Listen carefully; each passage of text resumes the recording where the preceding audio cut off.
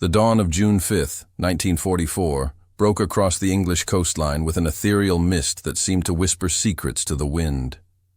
In the pre-dawn darkness of a small airfield 30 miles southeast of London, Colonel David Strangeways stood motionless, his weathered hands gripping a steaming cup of tea that had long since gone cold.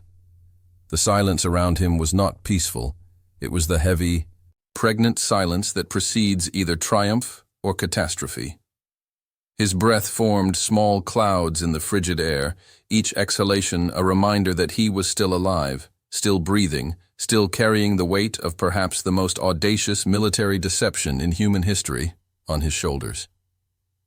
The gravel beneath his polished boots crunched softly as he shifted his weight, the only sound breaking the cathedral-like hush that had settled over the compound. Behind him, in a series of hastily constructed wooden barracks, 237 men lay in their bunks, some sleeping fitfully, others staring at the ceiling with eyes that had seen too much and feared they would see more before this day ended. These were not ordinary soldiers. They were artists, designers, engineers, magicians, and actors, men who had been plucked from civilian life and thrust into a war where illusion would prove deadlier than bullets. Strangeways closed his eyes and allowed his mind to drift back 18 months to that fateful meeting in a smoke-filled basement beneath Whitehall, where this entire impossible scheme had been born. The room had reeked of tobacco and desperation, filled with men whose faces bore the gaunt expressions of those who had watched too many good plans crumble into ash and blood. Winston Churchill himself had been there, his famous bulk hunched over maps and photographs, his pudgy fingers tracing lines across the coastline of Nazi-occupied Europe. The Prime Minister's voice had cut through the tobacco haze like a blade. "Gentlemen, we are going to invade Hitler's fortress Europe. But first, we are going to convince him we are invading somewhere else entirely." The morning air carried with it the distant rumble of aircraft engines, squadrons of Allied bombers returning from night raids over German industrial targets. Each distant drone reminded Strangeways of the enormous machine of war that was grinding across Europe, consuming men and material at a rate that would have been incomprehensible just a few years earlier. The Third Reich controlled an empire stretching from the Atlantic coast of France to the suburbs of Moscow, from the Arctic Circle to the deserts of North Africa. Its armies numbered in the millions, its industrial capacity was staggering, and its defensive positions along the Atlantic Wall were considered by many military experts to be impregnable. Adolf Hitler's Atlantic Wall represented 4 years of obsessive preparation. Over 500,000 forced laborers had poured 15 million cubic meters of concrete and embedded 13 million tons of steel into a defensive network that stretched along 4,000 miles of European coastline. The wall boasted over 6,000 fortified gun positions, ranging from small pillboxes containing single machine guns to massive case-mated artillery pieces capable of hurling shells weighing over 1,000 pounds more than 20 miles out to sea. Behind these coastal fortifications lay the cream of the German war machine.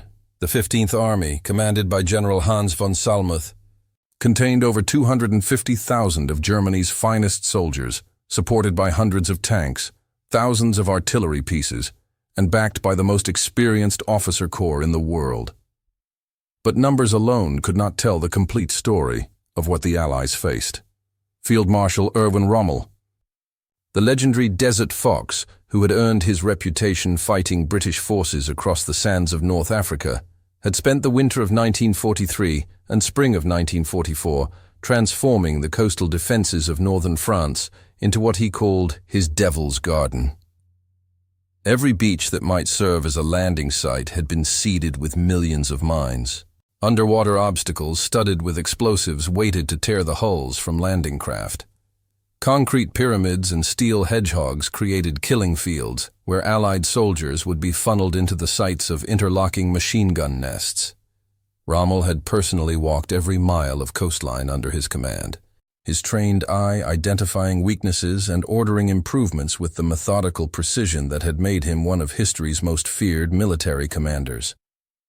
Against this fortress, the Allied forces were preparing to launch Operation Overlord, the largest amphibious invasion in military history. General Dwight D. Eisenhower, the mild-mannered American who had been chosen to command this unprecedented operation, commanded resources that were staggering in their scope. 3 million Allied soldiers were stationed in Britain, supported by 11,000 aircraft, 7,000 naval vessels, and enough supplies to sustain a major campaign for months. The logistics alone were mind-boggling. Every day, the Allied forces in Britain consumed 55,000 tons of supplies, from ammunition and fuel to food and medical equipment. The port facilities of southern England groaned under the weight of material being stockpiled for the invasion.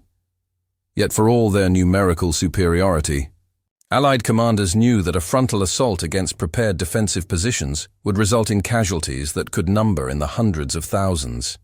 Military history was littered with the corpses of armies that had attempted to storm fortified coastlines. The disastrous Dieppe raid of 1942 had provided a bloody preview of what could happen when Allied forces met German defenses head-on. Of the 6,000 men who had landed on that French beach, only half had returned, and many of those were wounded. The lessons of Dieppe haunted every Allied planner working on Overlord. It was this stark reality that had given birth to one of the most elaborate deception operations in military history.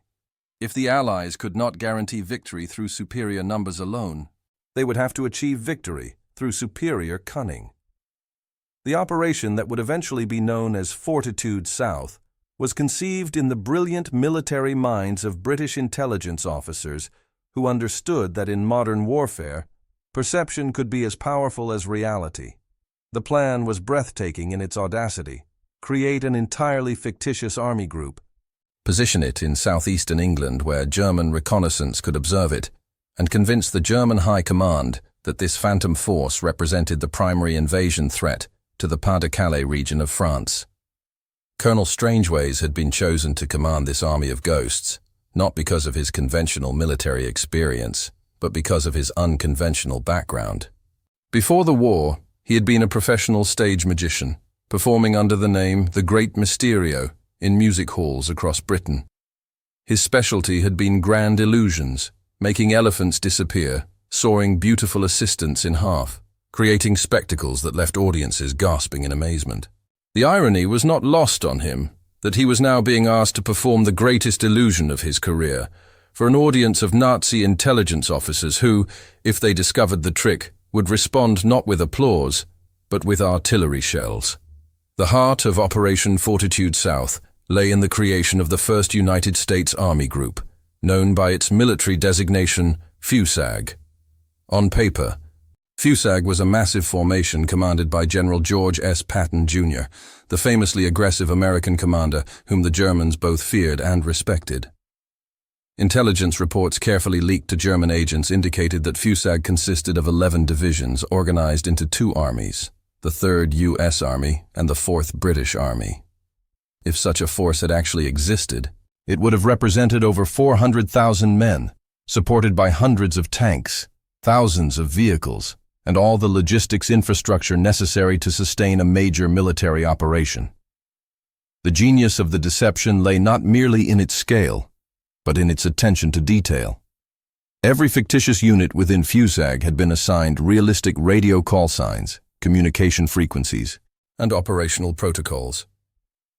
Allied radio operators spent hours each day transmitting carefully scripted messages that created the electronic signature of a massive military headquarters coordinating the activities of multiple divisions. The messages discussed everything from fuel shortages and vehicle maintenance to personnel rotations and training exercises, creating a rich tapestry of information that German radio intercept stations could monitor and analyze.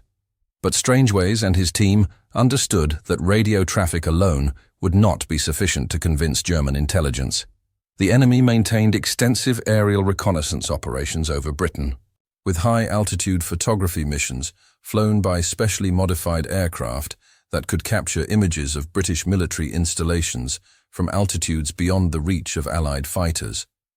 These reconnaissance flights posed both a tremendous challenge and a unique opportunity. If German photo analysts could see physical evidence of the massive military buildup in southeastern England, The deception would gain credibility that no amount of radio traffic could provide. The solution to this challenge had required a level of creativity and technical innovation that would have seemed impossible to military planners just a few years earlier. Working with designers from Britain's film industry, Strangeways had overseen the creation of an entire army made of canvas, wood, rubber, and paint. Hundreds of inflatable Sherman tanks, constructed from rubberized fabric and equipped with heating elements to mimic the thermal signature of real armored vehicles, were positioned in carefully arranged formations throughout Kent and Essex. These dummy tanks were so realistic that from an altitude of 10,000 feet, the typical height for German reconnaissance flights, they were virtually indistinguishable from the real thing. The deception extended far beyond individual vehicles. Entire airfields had been constructed using nothing but painted canvas and wooden frameworks. From the air, these installations appeared to be bustling with activity. Rows of fighter aircraft parked in precise formations, fuel trucks moving between dispersal areas, and ground crews performing maintenance operations. The aircraft were actually elaborate sculptures constructed from plywood and canvas. But German photo analysts had no way of detecting this from surveillance photographs taken at extreme altitude. Even more impressively, the mock airfields featured working runway lighting systems and realistic radio beacon signatures that would register on German electronic monitoring equipment. The attention to detail extended to every aspect of the deception. Dummy landing craft, constructed from wood and canvas, stretched over lightweight frames, filled the harbors of Dover and Folkestone. These phantom vessels appeared in aerial photographs as evidence of the massive naval support that would be required for an invasion of the Pas-de-Calais. Meanwhile, actual Allied invasion preparations continued in Portsmouth, Plymouth, and other western ports, areas that German reconnaissance seldom observed, and where the real preparations could proceed without detection. Perhaps the most challenging aspect of the entire deception was maintaining the human element. A genuine military build-up of the scale supposedly represented by FUSAG would have generated thousands of small details that could be observed and analyzed. Increased civilian traffic around military bases, expanded hospital facilities, greater consumption of local resources, and heightened security measures. Strangeways and his team had to simulate all of these indicators without actually deploying the hundreds of thousands of troops that would normally create them. The solution involved careful coordination with British civilian authorities and the deployment of small teams of soldiers whose job was to create the impression of much larger forces. A single platoon of 30 men, carefully scheduled and equipped, could simulate the presence of an entire battalion by maintaining visible activity around a military installation throughout the day. Soldiers would arrive at a base in the morning wearing the insignia of one unit, change uniforms at midday to represent a different organization, and depart in the evening displaying the markings of yet another formation. To German agents observing from a distance, this would appear as evidence of the constant personnel movements that would be expected around a major military headquarters. The psychological pressure on the men involved in Operation Fortitude South was immense. Unlike conventional soldiers who could take comfort in the knowledge that they were contributing to the war effort through their courage and skill, the men of Strangeways' Phantom Army had to maintain perfect discipline while knowing that their entire contribution to victory depended on successfully lying to the enemy. A single mistake, a dummy tank positioned incorrectly, a radio transmission containing inconsistent information, a soldier wearing the wrong insignia at the wrong time, could potentially compromise the entire operation and result in catastrophic casualties when the real invasion began. Lieutenant James Morrison, a 24-year-old former art student from Edinburgh, who had been assigned to maintain the dummy aircraft at one of the fictitious airfields, later wrote in his diary about the surreal nature of his daily routine. Each morning, I rise before dawn and walk among my squadron of plywood fighters, checking that the night's wind has not displaced any of the carefully positioned shadows we use to create the illusion of depth. I adjust wing positions, reposition fuel trucks that are nothing more than painted boxes, and ensure that our maintenance crews, actually just 3 privates with various tools, are visible to any German cameras that might be watching from above. The absurdity of it all would be comical if the stakes were not so terrifyingly high. The strain of maintaining the deception was compounded by the knowledge that German intelligence was actively working to penetrate Allied security. The Abwehr, Nazi Germany's military intelligence service, maintained an extensive network of agents throughout Britain and neutral countries, constantly seeking information about Allied invasion preparations. Many of these agents were highly skilled professionals who had been trained in the latest techniques of espionage and counterintelligence.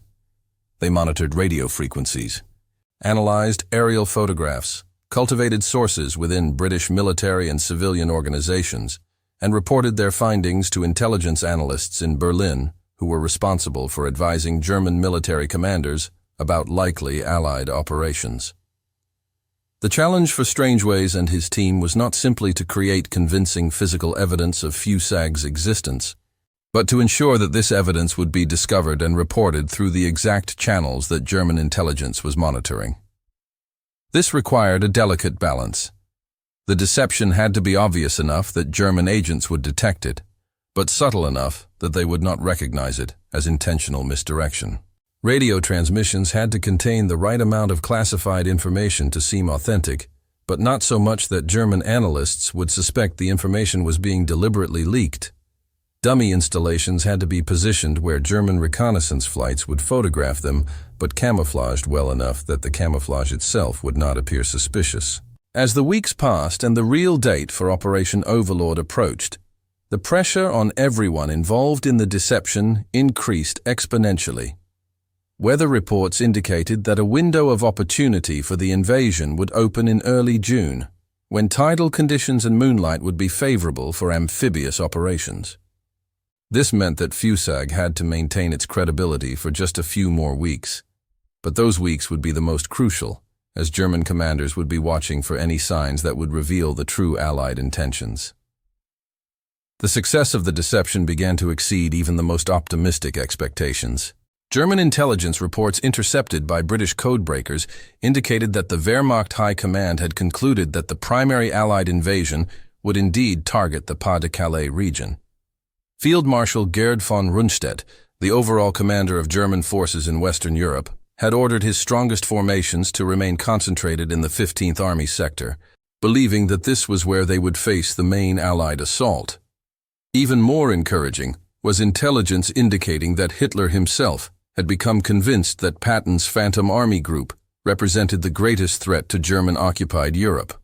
The Führer's personal fixation on General Patton was a crucial element in the deception's success.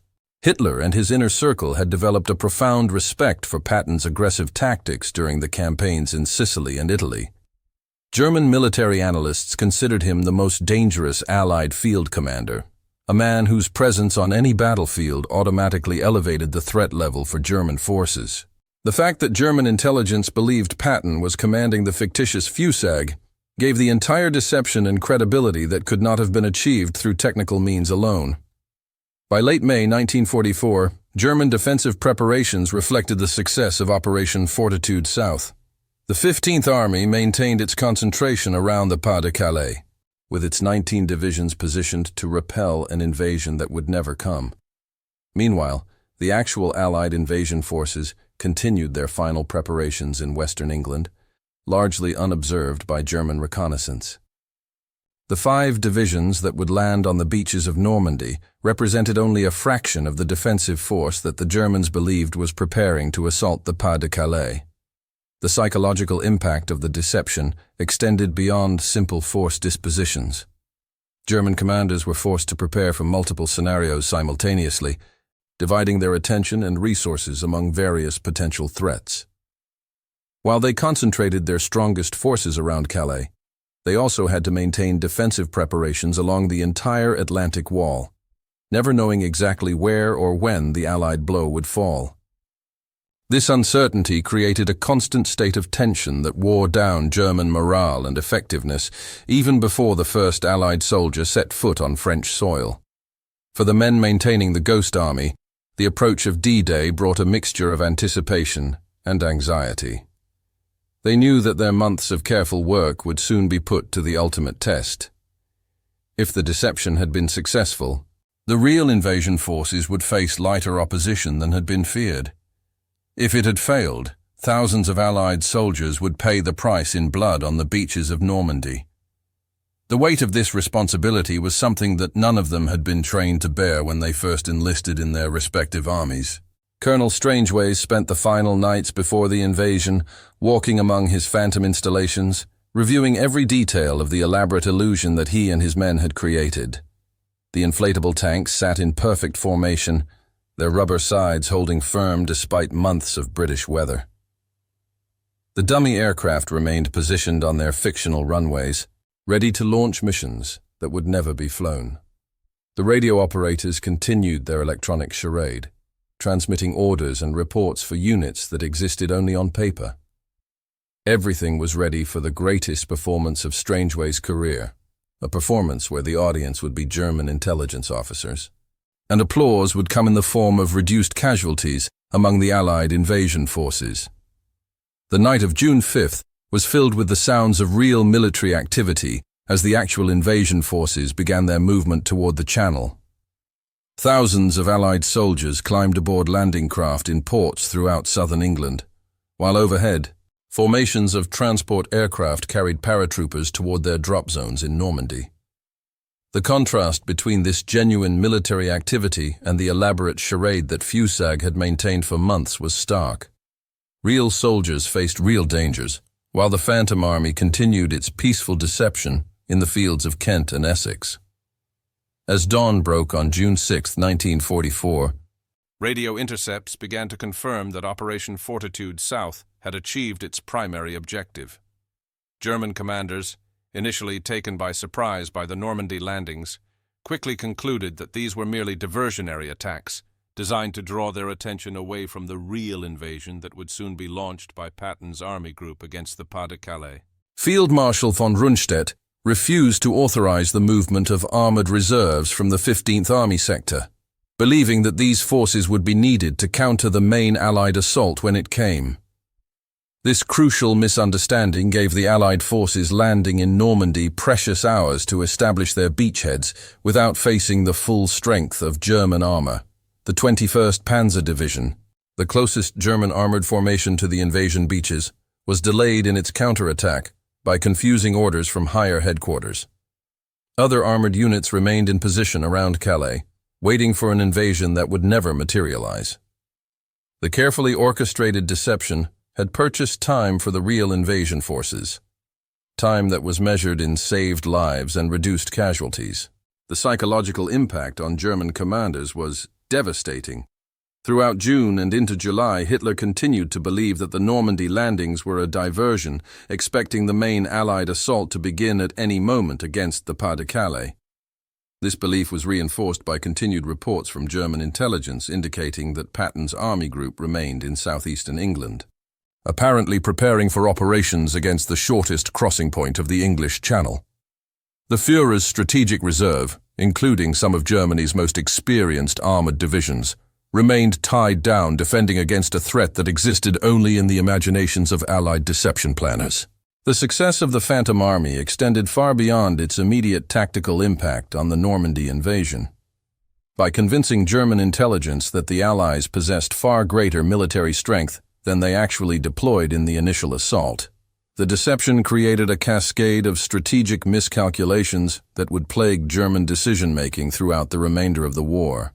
German commanders consistently overestimated Allied capabilities, leading them to adopt defensive postures when aggressive action might have been more effective. For the men who had spent months maintaining the elaborate illusion, the success of D-Day brought a mixture of relief and pride. Lieutenant Morrison wrote in his diary on June 7th, "Yesterday, while real soldiers were dying on the beaches of France, I was adjusting the position of a plywood fighter aircraft that has never flown. Today, I learned that our make-believe war may have saved thousands of real lives. I am not sure whether to laugh or cry at the absurdity of it all, but I am certain that I have never been prouder to serve my country." The Phantom Army maintained its deception for weeks after D-Day, continuing to threaten the Pas-de-Calais and preventing German commanders from fully committing their reserves to the battle in Normandy. Radio transmissions continued to indicate that Fusag was preparing for operations, with fictional units conducting training exercises and logistics preparations for an assault that would never come.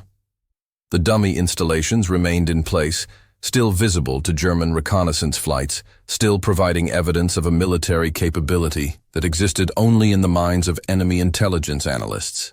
As Allied forces broke out from their Norman beachheads and began their advance toward Paris, the strategic success of Operation Fortitude South became increasingly apparent. German resistance, while fierce and professionally executed, lacked the overwhelming strength that had been feared before the invasion. The Atlantic Wall, once considered impregnable, had been breached by forces that were smaller than what German intelligence had believed the Allies could deploy.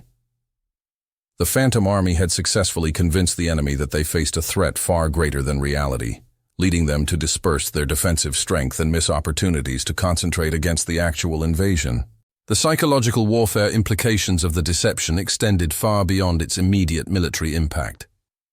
The success of Operation Fortitude South demonstrated that in modern warfare, perception and reality had become increasingly disconnected.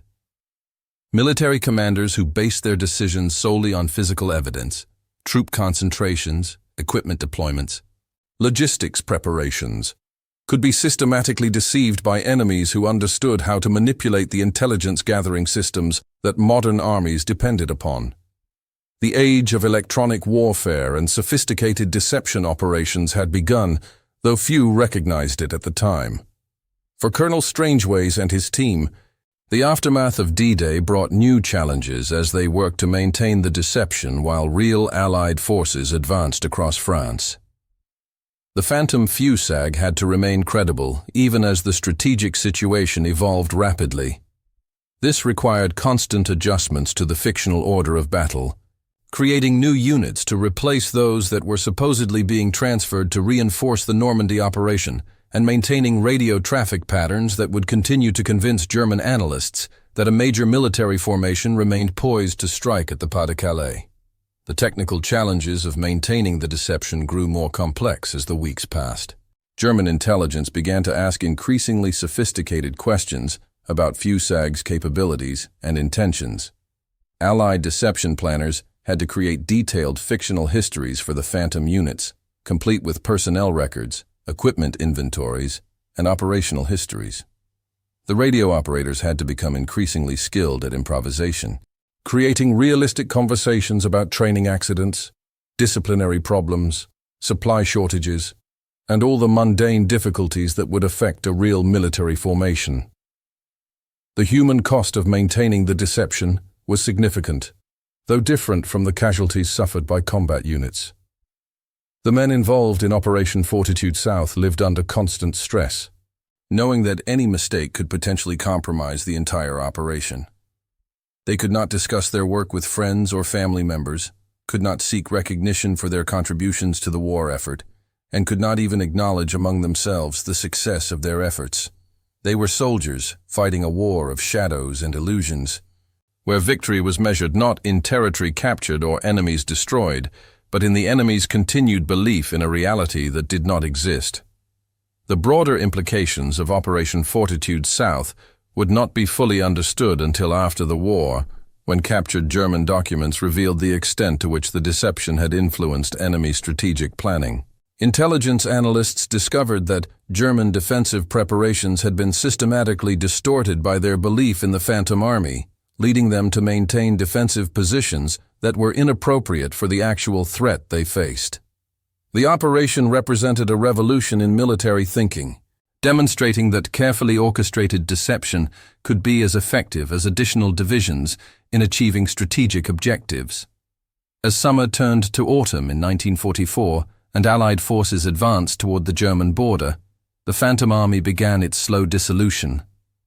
The strategic situation had evolved to the point where maintaining the fiction of Fusag's continued existence in England was no longer credible. German intelligence had observed the deployment of real Allied units from British ports to the continent, making it increasingly difficult to sustain the illusion that massive forces remained available for a second invasion. The time had come to quietly retire the most successful military deception in history, The process of dismantling the Phantom Army was carried out with the same meticulous attention to detail that had characterized its creation. Dummy installations were removed carefully to avoid arousing suspicion about their true nature. Radio traffic was gradually reduced in a pattern that suggested the redeployment of units rather than their complete disappearance. The hundreds of inflatable tanks, aircraft and naval vessels that had convinced German intelligence of Fusag's reality were quietly deflated and stored away, their service to the Allied cause complete. For many of the men involved in the operation, the end of their service with the Phantom Army marked a return to conventional military duties. Some were transferred to intelligence units working in newly liberated territories, where their experience with deception operations proved valuable in other contexts. Others returned to combat units, trading their roles as military magicians for the more straightforward challenges of conventional warfare. A few, like Colonel Strangeways himself, continued working in specialized deception units that applied the lessons learned from Fortitude South to other strategic problems. The legacy of Operation Fortitude South extended far beyond its immediate impact on the success of D-Day. The operation established principles of strategic deception that would influence military planning for decades to come. Intelligence services around the world studied the techniques that had been used to create and maintain the Phantom Army, incorporating these lessons into their own deception capabilities. The operation demonstrated that modern warfare required not only superior numbers and equipment, but also superior understanding of how to shape enemy perceptions and decisions. The men who had served in the Phantom Army carried with them the knowledge that they had participated in one of the most significant military operations of the war, even though their contribution could never be fully acknowledged or understood by the general public. They had fought a battle where the weapons were inflatable tanks and fictional radio transmissions, where victory was achieved not through destroying the enemy but through convincing him to destroy himself through poor strategic decisions. They had proven that in the modern age of warfare, reality itself had become a battlefield where perception could triumph over physical force. The final accounting of Operation Fortitude South's impact can be measured in the thousands of Allied lives that were saved when German armored reserves failed to appear on the beaches of Normandy during the crucial first hours of the invasion. Every hour that German commanders hesitated, every tank that remained positioned around Calais instead of reinforcing the actual battle, every aircraft that was held back in anticipation of a second invasion that never came, all of these contributed to the success of Operation Overlord and the eventual liberation of Western Europe. In the years following the war, as the classified details of the operation were gradually revealed, military historians began to understand the full scope of what Strangeways and his Phantom Army had achieved. They had not merely supported the D-Day invasion, they had revolutionized the entire concept of military deception. They had demonstrated that with sufficient creativity, attention to detail, and understanding of enemy intelligence capabilities, a relatively small force of specialized personnel could influence strategic decisions at the highest levels of enemy command. The story of the Phantom Army serves as a reminder that warfare is ultimately a contest of human will and intelligence, where psychological factors can be as decisive as physical capabilities. The men who spent months maintaining inflatable tanks and transmitting fictional radio messages understood that they were engaged in a form of combat every bit as crucial as that conducted by infantry soldiers or tank crews. Their battlefield was the German High Command's map-room. Their weapons were carefully crafted illusions, and their victory was measured not in ground captured, but in enemy mistakes induced. Today, as military planners grapple with the challenges of warfare in the information age, the lessons of Operation Fortitude South remain relevant. The operation demonstrated that successful deception requires not just technical sophistication, but also deep understanding of enemy psychology, culture, and decision-making processes. It showed that the most effective deceptions are those that tell the enemy what he already expects to hear, reinforcing his existing beliefs rather than challenging them. Most importantly, it proved that in warfare, the side that controls the enemy's perception of reality often controls the outcome of battles yet to be fought. The Phantom Army that never existed changed the course of World War II more effectively than many real divisions that fought with courage and distinction throughout the conflict. Their legacy reminds us that sometimes the greatest victories are won not through force of arms, but through force of imagination applied with precision, dedication, and unwavering commitment to a cause greater than oneself. In an age when the nature of warfare continues to evolve at an unprecedented pace, the story of those 237 men who convinced 150,000 German soldiers to wait for an invasion that would never come stands as testament to the enduring power of human creativity in the service of human freedom.